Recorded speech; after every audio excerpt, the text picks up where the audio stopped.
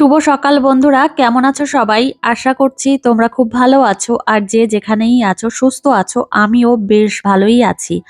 আজ আরো একটি নতুন ব্লগে তোমাদেরকে জানাই অনেক স্বাগত, অনেক ভালোবাসা।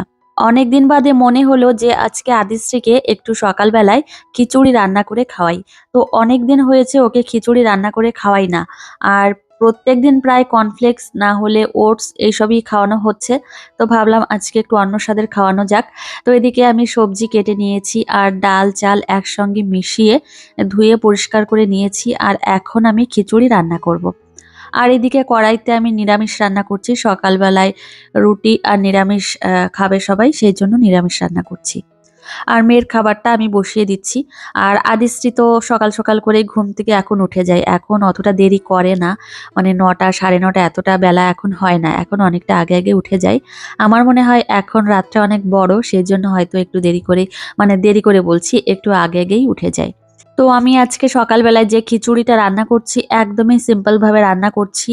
আমি শুধুমাত্র জিরা ফোড়ন দিয়েছি আর সবজিটা হালকা একটু ভেজে নিচ্ছি লবণ আর হলুদ দিয়ে। তারপর আমি চাল ডাল একসঙ্গে দিয়ে হালকা একটু নেড়ে চেড়ে তারপর আমি জল দিয়ে দেব। তো এইভাবেই সিম্পল ভাবে রান্না করছি। আর আদিশ্রী এমনিতেই খিচুড়ি খুবই পছন্দ করে খেতে, সে যে ধরনের খিচুড়ি হোক না কেন ও খুব পছন্দ করে। তো এদিকে এখন রান্না বান্না করছি।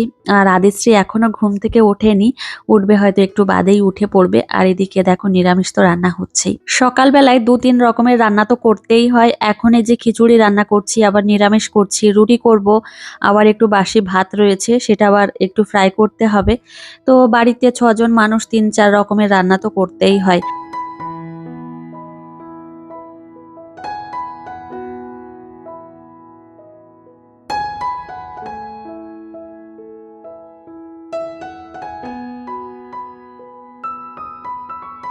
যাই হোক, চলো রান্নাবান্নাটা একটু তাড়াতাড়ি করে নিই, তারপর আবার মেয়েকে খাওয়াতে হবে। আদিশ্রী মাঝখানে ঘুম থেকে উঠেছে, তো তারপর ওকে ব্রাশ করিয়ে দিয়েছি, ফ্রেশ করিয়ে দিয়েছি। আর এদিকে ওর খাবারটাও নিতে এসেছি, খিচুড়ি রান্না হয়ে গেছে।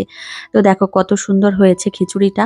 তো এখন গরম গরম থাকা অবস্থাতেই আমার মেয়েকে খাইয়ে দিতে পারবো। আর একটু গরম খাবার আদিশ্রী পছন্দ করে। অনেকদিন ধরেই ভাবছি যে আমি একটু বাজারে যাব, আর অনেক কিছু কিনতে হবে। আজ যাব কাল যাব এই করে হচ্ছেই না। আর বাজারে যেদিন যাব সেদিন সকাল থেকেই কাজকর্মগুলো একটু গুছিয়ে নিয়ে তারপরেই বেরোতে হয়। আর মেয়েকে সঙ্গে নিয়েই যাব, ওকে বাড়িতে রেখে যাব না, দেখার মতো কেউ নেই। আমার শাশুড়ি মা কাজে কর্মে ব্যস্ত থাকবে, ওকে দেখার মতো সময় নেই, আর থাকেও না। তো যাই হোক, এদিকে আমি আবার মাছ কেটে চলে আসলাম। তো আমার মেয়েকে খাইয়ে দিয়েছি, আর আজকেও অনেক মাছ নিয়ে এসেছে। তবে চলো কি কি মাছ নিয়ে এসেছে তোমাদের একটু দেখাই। এদিকে রয়েছে কই মাছ, শিঙি মাছ, আর এদিকে কাঁকড়া নিয়ে এসেছে। আর এই যে ছোট ছোট মায়া মাছ নিয়ে এসেছে, এগুলো কাটতে আমার প্রায় ১.৫ ঘন্টা মতো সময় লেগেছে। কাটতে পরিষ্কার করতে অনেকটা সময় লেগেছে। কি আর বলবো, এই কই মাছ কাটতে মানে কি যে খারাপ লাগে, কি আর বলবো, আঙুলগুলো একদম ফুটো ফুটো হয়ে যায়। তবুও কাটতে হবে, কি আর করা যাবে। আর এদিকে আমার বরমশাই গতকালকে এই আনারসগুলো নিয়ে এসেছে, একদমই ছোট ছোট দেখো। আমি এরকম আনারস এখনো পর্যন্ত দেখিনি, এই যে প্রথম দেখলাম। তো দেখে একটু অবাকই হলাম। তো ছোট ছোট আনারস একদম আতা ফলের মতো দেখা যাচ্ছিল, প্রথমে ভেবেছিলাম আতা ফল। আনারসগুলো এখন আমি কেটে নেব, আর এই যে কেটে নিয়েছি একদমই অল্প হয়েছে। আর এখন একটু লবণ মিশিয়ে নেব। আর আমার বরমশাইকে প্রথমে দিয়ে আসবো, ওই এনেছে, তো ওকে প্রথম দিয়ে আসবো। আর আমি খেয়েছিলাম, এখন আমি তোমাদেরকে জানাচ্ছি, ভয়েস দিচ্ছি পরে, সেই জন্য তোমাদের জানাচ্ছি। অনেকটা টক, এত পরিমাণে টক, মানে দাঁত পুরো টক হয়ে যাচ্ছে, এতটা টক। তো আমার অতটা ভালো লাগেনি। একটু মিষ্টি মিষ্টি হলে আনারস খেতে বেশ ভালো লাগে, আমার দাঁতই পুরো টক হয়ে গেছে। তো এদিকে আমি আবার স্নান করে চলে এসেছি রুমে। ওই যে তোমাদেরকে বলেছি একটু বাজারে যাব, মেয়েকে সঙ্গে নিয়ে যাব, আর শীতের কিছু ক্রিম কিনতে হবে। অনেকদিন ধরেই ভাবছিলাম যাব, কিন্তু যাওয়াই হচ্ছে না, সেই সময়টাই পাচ্ছি না। তো তারপরে যে এখন স্নানটা সেরে নিয়েছি, তারপর আবার পুজো করব। পুজো করে তো মেয়েকে আবার রেডি করিয়ে তারপর বেরোবো। এই হচ্ছে কাজকর্ম। বাড়ি থেকে বেরোতে গেলে সমস্ত কিছু করেই বেরোতে হয়, না হলে আর হয় না। আর এই দুপুর টাইমে না বেরোলে আর সন্ধ্যার দিকে বেরোতে ইচ্ছা করে না। এখন যেহেতু শীতকাল, আর এই শীতের বেলাতে কি বলতো, এই সন্ধ্যার পরে না ঘর থেকে কোথাও বেরোতে একদমই ইচ্ছা করে না। সেই জন্য এই দিনের বেলা একটু রোদ রোদ থাকে, এই সময় বেরোতে বেশ ভালোই লাগে। তো যাই হোক, এই যে আজকে আমি চুলগুলো ওয়াশ করেছি, অনেকদিন ধরেই ওয়াশ করা হয় না। তো ভাবলাম আজকে ওয়াশ করি। আর সামনে 11ই ডিসেম্বর হচ্ছে আমার বিবাহ বিবাহবার্ষিকী। তো তার আগের দিন ভেবেছি আবার একটু শ্যাম্পু করে নেব। তো মনে মনে ভেবেছিলাম জানো তো যে এবার বিবাহবার্ষিকীতে কিছু একটা বানাবো সোনার জিনিস। কিন্তু সোনার দাম যে এত বেড়ে গেছে, এত বেড়ে গেছে কি আর বলবো, কি যে বানাবো? মানে যেটা বানাবো পছন্দ করি কিন্তু দাম যে এত বেশি হয়ে গেছে, মানে এতটা দাম পড়ে যায়, কি যে বানাবো সেটাই বুঝে উঠতে পারছি না। তবে পছন্দের লিস্টে ২-৩ টে জিনিস রয়েছে, তার মধ্যে একটা জিনিস তো বানাতেই হবে। সে এখন বানাই কি ১ মাস পরে বানাই, সেটা বানাতেই হবে। তো বরমশাইকে বলতে হবে বানিয়ে দিতে। আর সারা বছর তো আবদার করি না, এই অ্যানিভার্সারির সময়ে আমি একটু আবদার করে থাকি যে এই জিনিসটা আমাকে বানিয়ে দেবে। তো যদি পারে দেবে আর না হলে না দেবে। আবার সামনে আবার জমি নিয়েছে তোমাদের দাদাভাই। জমিটা তোমাদের অবশ্যই দেখাবো। একটা বাড়ির প্লট মানে বাড়ির জমির প্লট নিয়েছে আবার। তো সেইজন্য একটু টাকা পয়সা টানাটানি রয়েছে। তোমাদের সঙ্গে আমি কথাগুলো শেয়ার করছি যেহেতু তোমাদের সঙ্গে আমি সমস্ত কিছুই শেয়ার করার চেষ্টা করি। সেইজন্য বলছি আরকি। তো জমিটা নিয়েছে সেজন্য একটু টাকা পয়সা টানাটানি রয়েছে। যদিও আমি না নিতে পারি তবুও মানে শিবরাত্রির আগে নেওয়ার ইচ্ছা আছে। সামনে তো শিবরাত্রির অনুষ্ঠান আমাদের বাড়িতে। তোমরা তো যারা আমার ব্লগ দেখো প্রত্যেকদিন জানো বিষয়টা। ফেব্রুয়ারি মাসে হচ্ছে শিবরাত্রির অনুষ্ঠান আমাদের বাড়িতে, তখন তার আগেই নেব ভেবেছি। এখন যদি না নিই একটা শাড়ি নেব, তো বাড়তি কিছু নেব না। আর জমি নেওয়া হয়েছে যেহেতু সেহেতু সেজন্য একটু টাকা পয়সার চাপ রয়েছে। তো এদিকে দেখো আমি রেডি হয়ে নিয়েছি। সিম্পল একটা কুর্তি পরেছি। তবে আমার কিছু না ড্রেস কিনতে হবে। এই যে কুর্তি এই সমস্ত কিনতে হবে। আবার আদিশ্রীকে সামনে স্কুলে ভর্তি করাবো, সেইজন্য আমার কিছু কুর্তি টাইপের ড্রেস নিতে হবে। স্কুলে যেতে হবে। আর আমাকেই তো আনা নেওয়া করতে হবে। সেইজন্যই বলছি। আর এই যে আমার মাম্মাম সোনাকে এখন আমি ঝুঁটি বেঁধে দিচ্ছি। আদিশ্রীর চুলগুলো তো এখন বড় হয়েছে, খুব ভালো হয়েছে।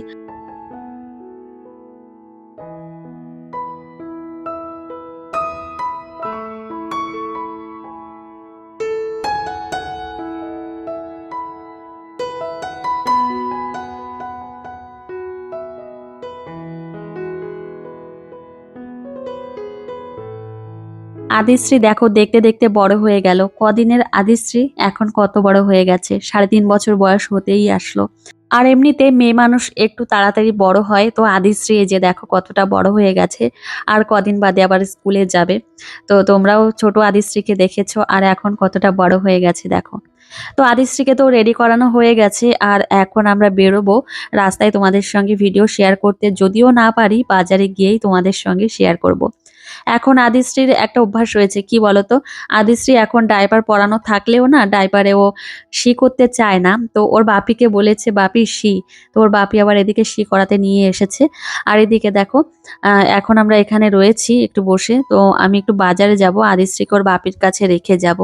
তো ওকে আবার দোকানে নিয়ে গেলে কি হয় জানো তো? এটা নেব সেটা নেব করে একদম আমাকে পাগল করে দেয়। সেইজন্য আমি ওকে নিয়ে আসিনি দোকানে আর আমার পছন্দ মতো কিছু জিনিস নিচ্ছি।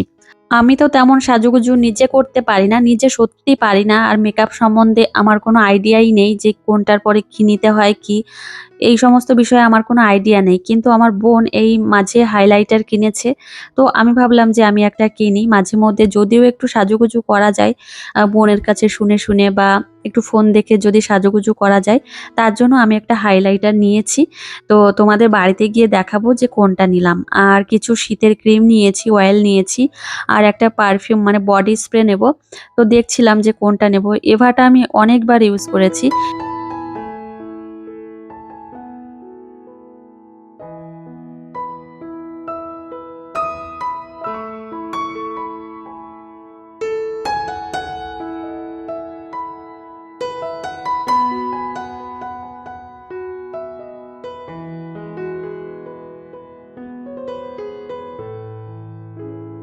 যাই হোক কেনাকাটা করে বাড়িতে চলে এসেছি আর এখন আমি রুমে এসেছি।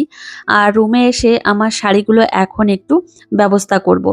শাড়িগুলো পরা হয়েছিল আর এই যে গোলাপি কালারের যে শাড়িটা দেখতে পাচ্ছ, তো গোলাপি না রানী কালারের এই শাড়িটা আমি ধুয়ে দিয়েছিলাম। তো আমি শান্তিপুর গিয়েছিলাম, অনেক দূরের রাস্তা আর কেমন একটু হয়ে গেছে, নোংরা হয়ে গেছে পাড়ের দিকে। তো ভাবলাম জল দিয়ে ধুয়ে দিই, একটু সার্ফ দিয়ে জল দিয়ে ধুয়ে দিয়েছিলাম। তো কেমন একটু কুঁচকে গেছে। তো ভাবলাম এখন একটু হালকা করে আয়রন করে দিই, আয়রন করে রেখে দেবো। আর পাশে যে কাঞ্জিভরম শাড়িটা দেখতে পাচ্ছ ভাঁজ করা রয়েছে, তো সেটাও আমি হালকা করে একটু হালকা উষ্ণভাবে আমি একটু আয়রন করে নিয়েছি। আর এইভাবে রাখলে শাড়িটা বেশ ভালো থাকে, কুঁচকে থাকে না। আর এই যে আমি হালকা করে একটু আয়রন করে দিচ্ছি রানী কালারের শাড়িটা, তো ভালো থাকবে শাড়িটা। তো এইভাবে আমি যখন শাড়ি পরি এইভাবে একটু ভালো করে আয়রন করে রাখার চেষ্টা করি, মানে বেশি একদম হিট দিয়ে না, হালকা হিট, মানে ওর যে তাপটা আমার হাতে সহ্য হবে এই টাইপের। তো তারপর এই যে এখন এই কাজগুলো করছি, আমার মেয়েকে নিয়ে আসিনি এখানে, কেননা ওকে যদি আমি নিয়ে আসি তাহলে এই কাজগুলো আমি করতেই পারবো না। এখন আমি প্রত্যেকদিন তোমাদের সঙ্গে সেইভাবে ব্লগ ভিডিও শেয়ার করতে পারি না, জানি অনেকের রাগ হয় যে দিদিভাই প্রত্যেকদিন ব্লগ ভিডিও শেয়ার করো না, কিন্তু কি বলো তো, আমি একটা জিনিস মানে একটা বিষয় লক্ষ্য করেছি, মানুষের যত সময় যায় কাজের পরিমাণটাও বাড়ে। তো সেই জন্য না এখন সেইভাবে প্রত্যেকদিন ব্লগ ভিডিওগুলো আমি দিতে পারছি না। আর এখন যেহেতু শীতের বেলাটাও ছোট, সেই জন্য কাজকর্ম করে এগিয়ে উঠতে পারি না। কিন্তু ব্লগ ভিডিও দিতে গেলে এত অজুহাত নিয়ে তো আর দেওয়া যায় না। ব্লগ ভিডিও দিতে গেলে প্রত্যেক দিনই দিতে হয়, যত সমস্যা থাকুক না কেন দিতেই হবে। কিন্তু আমি পারছি না, মানে এখন সময়ের সঙ্গে তাল মিলিয়ে চলতে পারছি না। আর শরীরটা তো এখনো পুরোপুরি সুস্থ হয়নি। তো ডক্টর আমাকে বলে দিয়েছিলেন যে ৩ মাস মতো একটু সময় লাগবে, তো আস্তে আস্তে ভাবে ঠিক হবে। ভেতরের কাটা তো উপরের দিকের কাটা কিন্তু শুকিয়ে যায়, কিন্তু ভেতরের দিকের কাটা ঠিক হতে অনেকটা সময় লাগে। তোমাদের এখন একটা জিনিস দেখাবো, এই যে দেখো, তোমরা হয়তো অনেকেই চিনতে পেরেছো, আবার অনেকেই চিনতে পারোনি। তো এগুলো হচ্ছে ডিম, এগুলো হচ্ছে কোয়েল পাখির ডিম, আদিশ্রীর বাপি কিনে নিয়ে এসেছে। এই ডিমগুলো এখন আদিশ্রীকে প্রত্যেকদিন খাওয়াবো। এই ডিমগুলো আমি আগে কোনোদিন দেখিনি, এই প্রথম দেখলাম। এত কিউট, কি বলবো, এত ভালো লেগেছে ডিমগুলো। আর খুব সুন্দর, একদম ছোট্ট ছোট্ট ডিমগুলো। আর এই ডিমগুলো হচ্ছে কোয়েল পাখির ডিম। তো প্রত্যেকদিন আদিশ্রীকে খাওয়াবো। ওর বাপি আমাকে বলেছিল যে আদিশ্রীকে কোয়েল পাখির ডিম খাওয়াতে পারো, খাইয়ে দেখো কেমন কি হয়। তো সেই জন্য এই যে কিনে নিয়ে এসেছে। আর দেশি ডিম বেশ কয়েকদিন ধরে পাচ্ছিলাম না, সেই জন্য এই ডিমগুলো নিয়ে এসেছে। তো এই যে দেখো এতগুলো ডিম, কি দারুণ লাগছে দেখতে, তাই না? আর কেমন একটু দেখতে। তো আদিশ্রী তো এগুলো দেখে খুব মজা পেয়েছে। আর আমি 4টে ডিম সিদ্ধ দিয়েছি, আদিশ্রীকে খাওয়াবো। তো দেখা যাক কেমন। জীবনে কোনোদিন আমি আদিশ্রীকে এখনো পর্যন্ত খাওয়াইনি, এই যে প্রথম আজকে ওকে খাওয়াবো।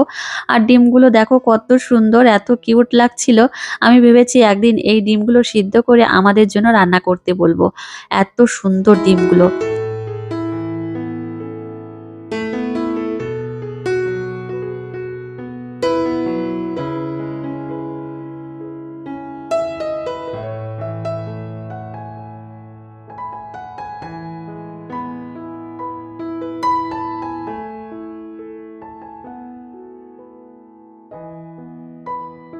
যাই হোক, ডিমগুলোর খোসা প্রায় ছাড়ানো হয়ে গেছে। আর এগুলো ছাড়াতেও বেশ অনেকটাই সময় লাগছে, কেননা ছোট্ট ডিম তো, খোসা ছাড়াতে একটু দেরি হচ্ছে। আস্তে আস্তে করে ছাড়াতে হচ্ছে, বেশি তাড়াহুড়ো করতে গেলে আবার ডিমগুলো ফেটে যাবে, খোসা উঠে যাবে। তো এইভাবে আমি যে ছাড়িয়ে নিলাম আর পরিষ্কার করে এখন একটু ধুয়ে নেব, তারপর ডিমগুলো আমি কেটে তোমাদেরকে দেখাবো যে কেমন। তো এই যে দেখো ডিমগুলো এখন আমি কেটে দেখাচ্ছি। দেখো কত সুন্দর, পুরো দেশি মুরগির মতো, কিন্তু সাইজে অনেকটা ছোট। দেখতেই পাচ্ছ আমার হাতের মধ্যে কতটুকু দেখা যাচ্ছে। তো 4টে ডিম আদিশ্রীকে প্রথম দিন খাইয়ে দেখব কি হয়, পেটের কন্ডিশন কেমন থাকে। তো তারপর পরের দিন না হয় 3টে করে খাওয়াবো। তো আদিশ্রীকে আমি ডিম খাইয়ে দিয়েছি, তারপর কিছু জামা কাপড় এই যে আমি মেলে দিয়েছি ছাদে। আর নিচে তেমনভাবে রোদ পাচ্ছে না, সেজন্য ভাবলাম কষ্ট করে একটু ছাদে গিয়ে জামা কাপড়গুলো একটু মেলে দিই। তো এই যে দেখো মেলে দিয়েছি, আর বিকাল নাগাদ আসলে আবার শুকিয়ে যাবে। আর এদিকে দেখো আমার আদিশ্রী মাম্মাম কি করছে। তবে এবছর যেন তো টবে ফুল গাছ লাগানো হয়নি, এখনো পর্যন্ত লাগানো হয়নি। অনেক ইচ্ছা ছিল যে ফুল গাছ লাগাবো। আসলে কি বলতো, আমাদের নহাটা বাজারে একটা ফুলের দোকান ছিল, ফুল গাছ বিক্রি হতো, সেই দোকানটা আর নেই। সেই লোকটা দোকান ছেড়ে দিয়েছে, সেই জন্য আমি খুঁজেছিলাম, বাজারে গিয়েছিলাম, খুঁজে এসেছি যে ফুল গাছ আছে কিনা, তাহলে পছন্দ করে রেখে আসবো, তোমাদের দাদাভাই নিয়ে আসবে। কিন্তু সেই দোকান নেই, সেই দোকানের জায়গায় অন্য দোকান বসেছে, অন্য কোনো দোকান। তো সেই জন্য আর পাওয়া যায়নি। এখন আমাকে ফুল গাছ আনতে হলে কোনো নার্সারিতে যেতে হবে, সেই জন্য ফুল গাছ এখনো লাগানো হয়নি। প্রচন্ড খারাপও লাগছে, কি আর করা যাবে। আর এদিকে তোমাদের দাদাভাই মোয়া নিয়ে এসেছে, এগুলো হচ্ছে জয়নগরের মোয়া। তো একটা খেয়ে দেখবো যে কেমন লাগে। তো এমনিতেই জয়নগরের মোয়া খুব ভালো লাগে খেতে, আমার তো খুব ভালো লাগে। কিন্তু একটা বিষয় কি, মোয়াগুলো এত পরিমাণে মিষ্টি, তো একটু অতিরিক্ত মিষ্টি মনে হলো। তো যাই হোক, আর খুব সুন্দর গন্ধ দিচ্ছিল। তো চলো একটা খেয়ে নিই এখান থেকে ঝটপট করে। আর এই যে আদিশ্রীকে এখন একটা মোয়া দেবো প্রথমে, যে মা তুমি একটু খেয়ে দেখো। না, আমার মেয়ে দেখো না না করতেই আছে। যাই হোক, চলো বন্ধুরা, আজকের ব্লগটি আর বেশি বড় করব না, এখানেই শেষ করব। তোমাদের কেমন লেগেছে অবশ্যই জানিও। আর তোমাদের সঙ্গে দেখা হবে পরের একটা মিষ্টি ব্লগে। আর এই যে দেখো, আদিশ্রীকে এতবার বলছি একটু মোয়াটা মুখের মধ্যে দাও, কিন্তু না, ও মুখের মধ্যে দিল না আর খেলোও না। এখন আমি দাঁড়িয়ে খাচ্ছি।